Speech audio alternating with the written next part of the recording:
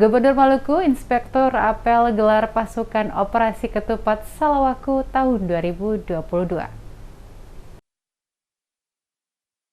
Kepolisian Daerah Maluku melaksanakan apel gelar pasukan operasi ketupat Salawaku 2022, pengamanan Lebaran Idul Fitri 1443 Hijriah. Gubernur Maluku Murad Ismail bertindak sebagai inspektur apel yang berlangsung di lapangan Letkol Pol Kristahapari, Kota Amban, Jumat 22 April. Apel gelar pasukan ditandai dengan pemasangan pita operasi oleh Gubernur. Sebelumnya, Gubernur didampingi Kapolda Maluku Irjen Pol Lotaria Latif bersama Forkopimda Maluku mengecek pasukan. Kapolri Jenderal Polisi Listio Sigit Prabowo dalam amanatnya yang dibacakan Gubernur Murad Ismail mengatakan, Polri dengan dukungan dari TNI, pemerintah daerah dan pemangku kepentingan lainnya menyelenggarakan operasi ketupat 2022 yang dilaksanakan selama 12 hari, dimulai pada tanggal 28 April sampai dengan 9 Mei 2022.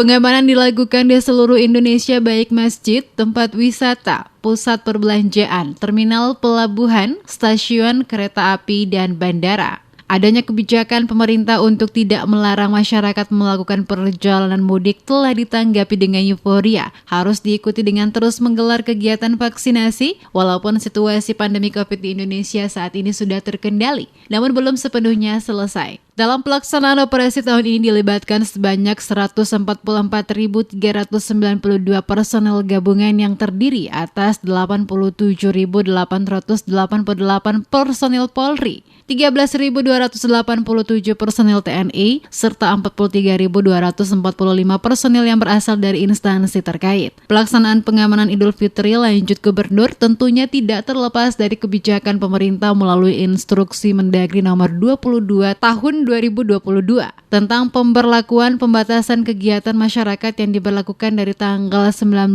April sampai dengan 9 Mei 2022.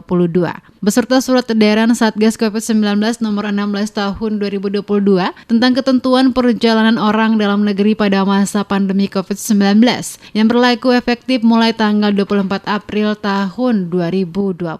Langkah strategis yang harus dilaksanakan yaitu melakukan himbauan dan mengawasi masyarakat agar tetap taat pada protokol kesehatan, mendorong pengelolaan tempat wisata untuk memastikan aplikasi Peduli Lindungi terpasang dan harus benar-benar digunakan, melaksanakan penjagaan dan pengamanan terhadap pelaksanaan ibadah Idul Fitri di masjid maupun di lapangan, dan mengawasi terpenuhinya persyaratan perjalanan mudik pada berbagai moda transportasi. Lakukan mapping kerawanan yang diprediksi menimbulkan gangguan Kamtibmas yang harus diantisipasi antara lain ancaman teroris, premanisme, aksi sweeping oleh ormas, kenaikan harga dan kelangkaan bahan pokok, kejahatan konvensional, penyakit masyarakat, konflik buruh terkait THR, balap liar, penyalahgunaan narkoba, perkelahian antar kelompok, antar kampung, dan aksi pengerusakan fasilitas umum. Operasi Ketupat tahun 2022 harus dilaksanakan secara optimal, perjalanan mudik maupun balik berjalan lancar, aman dan sehat. Kejahatan dan gangguan Kamtibmas sekecil apapun harus kita cegat dan antisipasi.